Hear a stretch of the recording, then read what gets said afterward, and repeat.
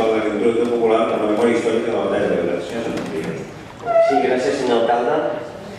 Bé, manifestar que just entrant en el ple d'avui mateix hem acabat retocant la proposta inicial, l'hem retocat consensuant amb la resta de grups del govern per tal que aquesta proposta es pogués aprovar. Passo a llegir la mateixa. El 25 de juliol es compliran 70 anys de l'inici de la batalla de l'Ebre. La batalla de l'Ebre fou l'enfrontament militar més dur de la guerra del 36 al 39.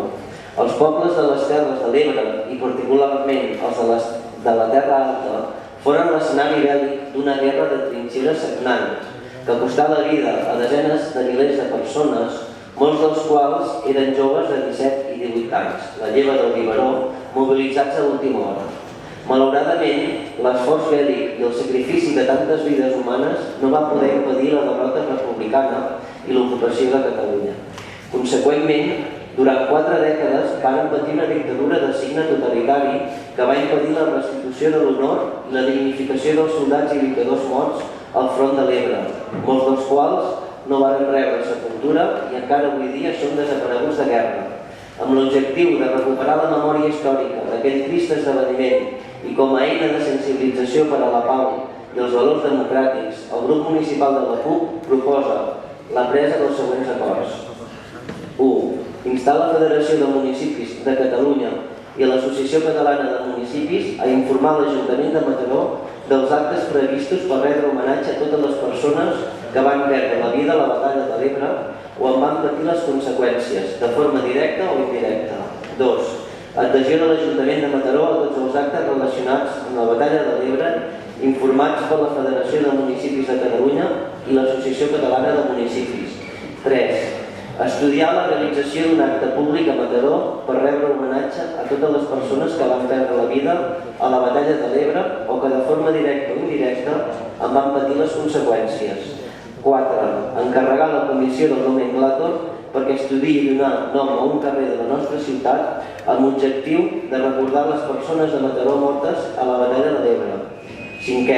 Donar suport a la tasca que desenvolupen el Govern de la Generalitat de Catalunya i el Govern de l'Estat espanyol de preservació dels espais físics on es va desenvolupar la batalla de l'Ebre, com a índex de la memòria, i alhora de restitució i dignificació de la memòria dels soldats morts, amb menció especial a la localització i identificació dels desapareguts de guerra. Traslladar aquests acords al Consorci dels Espais de la Batalla de l'Ebre, a la Federació Catalana de Municipis, a l'Associació Catalana de Municipis, al Parlament i al Govern de Catalunya i al Govern de l'Estat espanyol. No obstant això, el ple decidirà. Moltes gràcies. Moltes gràcies, senyor Fernández, i l'agraeix la veritat. Senyor Santantria. Gràcies, senyor alcalde.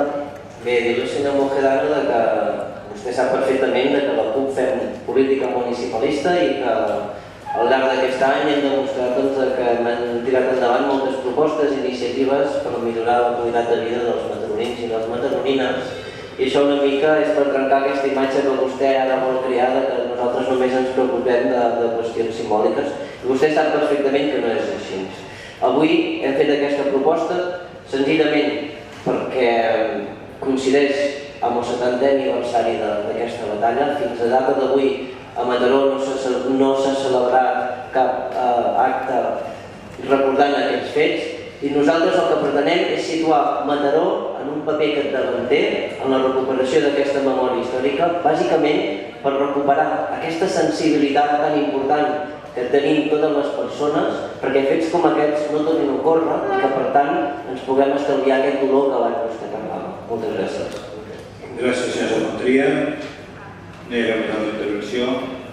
Senyor Mora, sisplau. Sí, moltes gràcies, senyor alcalde. Un cop llegida veiem que no hi ha cap modificació substancial. Sí que volem remarcar aquesta... A vegades tenim una mica la sensació que des de determinats grups es volen patrimonialitzar certes coses, però entenc que al final el que es tracta és que fem un reconeixement a tota aquesta gent, a totes les persones que van morir, en aquest cas a la batalla de l'Ebre, com a tantes d'altres. Moltes gràcies. Doncs passaríem a votar la proposta de resolució per la candidatura popular. Vots en suport de la mateixa. Seríem 26. Moltíssimes gràcies. gràcies. Passem al punt número 43.